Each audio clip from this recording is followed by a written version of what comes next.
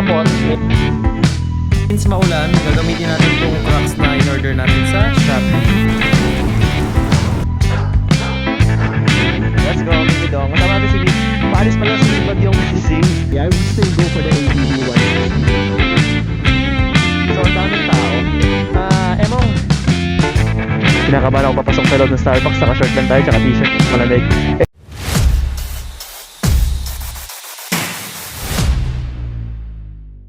Nagsimula tayo sa Honda Airblade, tapos sumunod si PCX 160, at ngayon naman sa ADB 160. Wala na akong scooter na maisip i-upgrade after ko makuha to sa ADB 160. Though pwede naman sa NMAX Tech Max, pero since problema nga sa akin yung ground clearance, paano kaya ako sa ADB 350? Sa video na ito, titignan natin kung sulit ba or worth it ba mag-upgrade from ADB 160 to ADB 350. O kaya naman, hindi ka pa nakakabili ng motor at gusto mo kaagad sa ADB 350. So, bago tayo lumabas ng bahay, kasi gabi ngayon and masarap magkape, mag-Starbucks tayo mamaya malapit dito, pag-usapan natin din yung opinion ko kung worth it ba mag-upgrade from ADB 160 to ADB 350. Ito lang yung parang sarili kong opinion. So, pero before that, may mga notes ako nilist. I-breakdown natin yung meron kay ADB 350 tsaka yung mga facts niya. Magbigay na tayo ng mga small information dito before we go out. So pumunta muna tayo sa mga specs ni ADB 350. Silipin muna natin yung mga features niya, yung mga pros and cons niya para makatulong to para makapag-decide kayo kung mag-upgrade ba kayo or bigla na lang kayo pupunta ng Honda at bibili kayo ng first scooter nyo na ADB 350. So, para hindi rin masayang yung pera nyo, sabay-sabay natin siya silipin. So, pagdating kay ADB 350, actually, gumagamit lang siya ng 330cc. This is based on my research and kung i-compare mo kasi siya kay ADB 160, mas malakas yung hatak ni ADB 350. Mas comfortable siya since mas mabigat siya, mas malapad, mas malaki yung inuupuan nyo. So, pag may OBR pa kayo, so sobrang sarap gamitin yan, lalo na kung dire-diretso lang. Pero ibang usapan na yan pag ginamit nyo sa city driving since mabigat nga. Pero mamaya yan, pupunta tayo sa cons. Doon muna tayo sa pros. So yun nga, yung comfort niya, yung lakas ng hatak niya, lalo na pag nasa malayo ang lugar kayo, pupunta kayo ng Ilocos Norte, napakasarap gamitin itong ADB 350. Tapos, ito naman, pumunta naman tayo sa ibang features na meron sa kanya. Naka-TFT display na po si ADB 350 at hindi lang basta-basta naka-TFT display. Mas malaki po yung display niya compared sa ibang scooters. And mas malaki yung underseat storage niya. Sinulat ko yun eh. So yung underseat storage natin, meron tayong 48 liters, which is, alam nyo na, kasya ang dalawang helmet sa compartment ni ADB 350. Kaya kung nag-iisip kayo, masisira yung forma ko sa box, huwag kayong mag-alala dahil malaki ang compartment sa ilalim ninyo. So, pero kung ako tatanungin nyo, maglalagay pa rin akong box. Baka maglagay pa ako ng side pannier, diba? So, tapos pumunta naman tayo sa fuel capacity ni ADB 350. Si ADB 350 po ay gumagamit ng 11.7 liters sa fuel capacity niya, which is expected ko sa laki ni ADB 350, at least 13 to 14 liters. Pero kung 11.7 liters, so malaki na rin yun kasi 9, 10, 11. So nagdagdag siya ng 3.7 liters kumpara sa ADB 160. Malayo mapupuntahan nyo ron. Pero mamaya pupunta tayo sa cons kasi may kapalit yung malaking fuel capacity na yan. So pumunta naman tayo sa average consumption. As per Honda, nasa 28 to 30 km per liter. Para sa akin, medyo mababa yun, aminin ko. Kasi kung 28 to 30, paano ko pa kung malakas kang pumiga, di ba? So, sabihin natin nasa 24, 25 na lang yan. And, ang mahal pa naman ng gas ngayon. Pero hindi naman kasi nga, para sa lahat to, mostly kumukuha ng ADB 350. Totoo talagang may pera talaga. Tapos, yung suspension ni ADB 350, upgraded na yung Showa forks niya sa harap at sa likod. So, expect na sarap gamitin talaga nito sa mga bumpy roads. Lalo na kahit di na kayo lumayo, dito lang sa Manila, gamitin nyo sa mga lubak-lubak na kalsada, ang dami nyo madadaanan dyan eh. So, alam niyo naman syempre pag gawang Honda, matibay yan. Tsaka quality talaga, maasahan mo yung mga mags niyan, matitibay, gulong niyan makapit. Yung mga stock nila, yung mga stock parts niyan, very reliable. Tapos ang gusto ko rin dito kay ADB 350, syempre may may glove box kung saan tayo naglalagay ng bulsa, yung mga phone natin. Tapos mas malapad din rin siya. And then may saksakan din siya charger, tapos naka-naked handlebar. Ang gusto ko kay ADB 350 din, yung may hand lever guard na rin siya, which is yung in-install natin kay ADB 160. So, isa rin sa mga gusto ko. So, pumunta muna tayo sa mga cons. Ito yung mga medyo downside sa pagbibili ng ADB 350 or kung mag-upgrade ka ng 160. Unang-una guys, yung presyo, 306,600 pesos po ang ADB 350. Wala pa dyan yung 3 years insurance. Sabihin na natin nasa 309 to 310,000 yan kasama na yung 3 years registration. Guys, 309. Ako ba, magbibig bike na ba ako pag gano'n? Yung pangarap kong CF Moto 450 MT na 400cc, nasa 328 nung last ko siyang chinek. Wala pa yung insurance doon, syempre. Kayo ba? Gusto niyo bang bumili ng 350cc para sa presyong 306,600? Para sa akin, mamaya ako sasabihin. Pero ito lang yung mga cons kasi mamaya natin sabihin yun along the way habang nagmumotor tayo. Kaya sabi ko lang yung mga downside na ni-research natin. Tapos, mas mabigat si ADB 350. Alam niyo naman pag mas mabigat, maganda siya sa malalayong lugar, lalo sa malalaking space. Pero ang problema guys, sa Metro Manila kayo, napakasikip ng kalsada, tapos maraming ginagawang lugar din. Minsan sa parkingan, 'di ba? Alam niyo naman yung space dito medyo maliliit, lalo na kung sa labas kayo magpa-park. So mahirap dalhin talaga sa ADB 350. Lalo na kung may bahay kayo tapos wala kayong garahe, sa labas lang nakapark yung motor ninyo.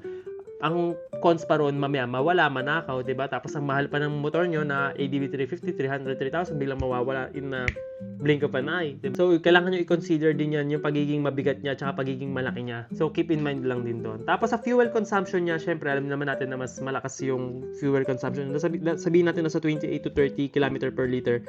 Ito yung sa Honda. Pero kung kayo na gumamit, syempre expected natin mas mababa pa yan. Kaya nga kay ADB 160 sa previous vlog natin, na-compare natin yan, napaabot natin ng 51 point something km per liter. Yun yung tumatakbo lang ako siguro ng 40 to 50. Sobrang bagal lang, pero napatipid natin yung gas ng ganong kalayo. Isipin nyo halos kalahati nung sa ADB 350. Ganun yung mawawala sa inyo pag dumiretso kayo kay Honda ADB 350 at hindi kayo nag-ADB 160. Tapos ayun nga, maraming Pinoy na hindi nagandahan dito dahil nga hindi pa siya ginawang 400cc. Bakit sir? Man, 50cc na lang. Bakit di pa ginawang ganyan? O kaya di man lang daw nilagay sa papel na sana ginawa ng 400cc. So, kasi matagal na po nirelease yung Honda ADB 350 and hindi nga para sa lahat to, lalo na kung wala pa kayong big bike or nangangarap kayo mag-expressway, hindi para sa inyo to.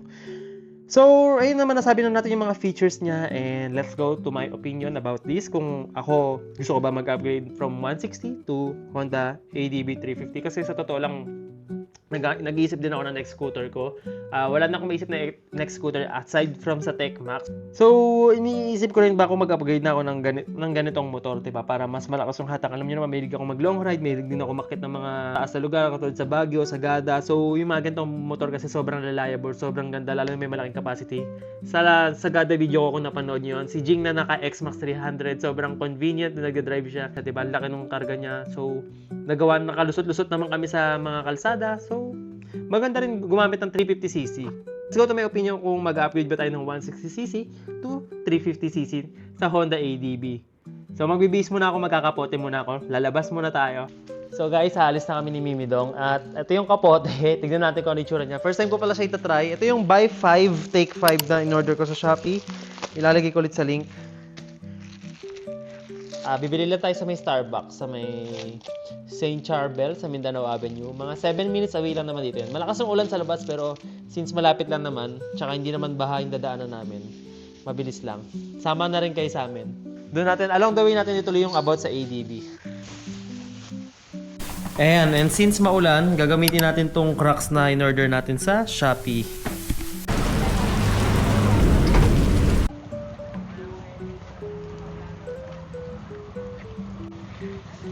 Let's go, Mimidong. Kasama natin si Mimidong at kasama namin kayo. Paalis pa lang si Bagyong Krising. At ito, pupunta lang kami ng Mindanao Ab para kumain ng Starbucks. What? Para mag-Starbucks. Hindi po kami ganito kagastos. Talagang napagtripan lang ngayon. Thank you. Ayan, pulagay tayo ilaw para medyo kita tayo. Ayan na guys! Sama kayo sa amin! Ulan! Tapos nagkakape! Parang gusto ko pa nga mag-ice coffee. Actually, hindi naman kape bibiling ko. Mag-ice, chai tea. Chai ice.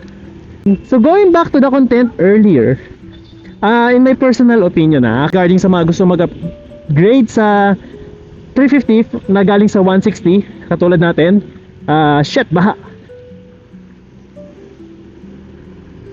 So, para sa akin, it's a no for me. Kung ako mag-upgrade ako. Kasi unang-una, sa pan daily ride mo pa lang, daily commute, kung napasok ka ng trabaho rito sa Pilipinas, or katulad ko, ginagamit ko tong motor ko sa ADV 160 pang joyride. Ito na yung pang all-around scooter mo talaga eh, itong 160. Dito naman yung power niya, dito naman yung hatak niya, malaki naman yung compartment and fuel capacity. And sa halagang 170,000, para sa akin all-in na to. Ibibigay naman niya yung hinihingi ko. And then regarding its price, parang doble yung presyo nitong ADV 350, di ba? Tapos hindi pa tayo naka-expressway legal, parang kinulang pa. So it's a no for me. And then sa pagiging practical kasi guys, alam niyo naman yung gas consumption niya medyo malakas din. Kung kukumpara mo dito, di ba? Shit, gumigidlat. So yun yung mga kinonsider ko.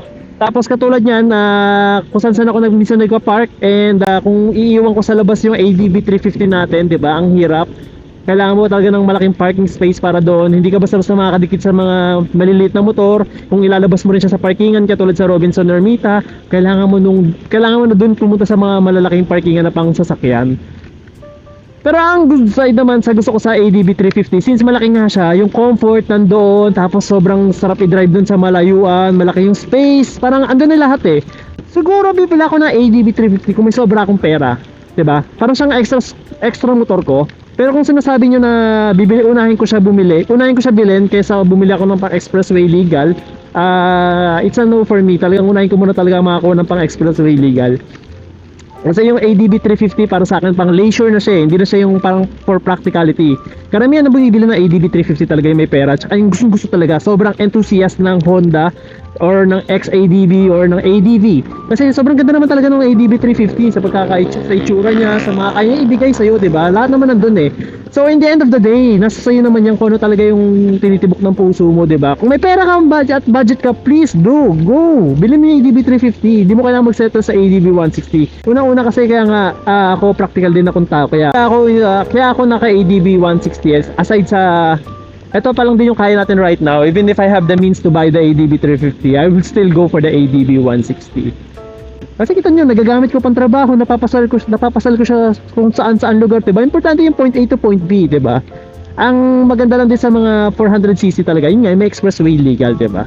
Hindi mo kailangan gumising ng sobrang aga para bumiyahin ng malayong lugar kasi since ayun na nga yung expressway, late ka na gumising. So kaya ako kung bibili pa ako ng extra scooter, I don't think it will be the ADV 350. Pero sa may mga, eto na pala, Starbucks na tayo, kakanan na tayo dito. Ang daming tao. So ang daming tao. Makakapwesto ba tayo sa loob? I think makakapwesto naman kami. Ayan, katulad nito, may mga parkingan dito sa tapat natin. 'Di ba? Madali lang sumingit sa mga ganitong parking. Tayo sa may lilim. Sabi mo. So, andito na kami guys sa may Starbucks. Emong, pasok ka na muna sa Starbucks. Tapusin ko lang yung vlog ko. Tapos, kita tayo ron. Kahit hanap ka lang muna pwesto. Antay mo ako.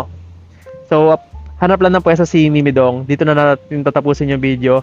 So yun nga guys, para sa akin, if may pera kayo, go for the ADV 350 kasi sulit naman yung babae nyo dyan. Pero consider nyo nga rin yung mga pros and cons. Like sabi ko nga yung cons, yung parts niya, tapos yung gas consumption niya, and yung laki and bigat niya.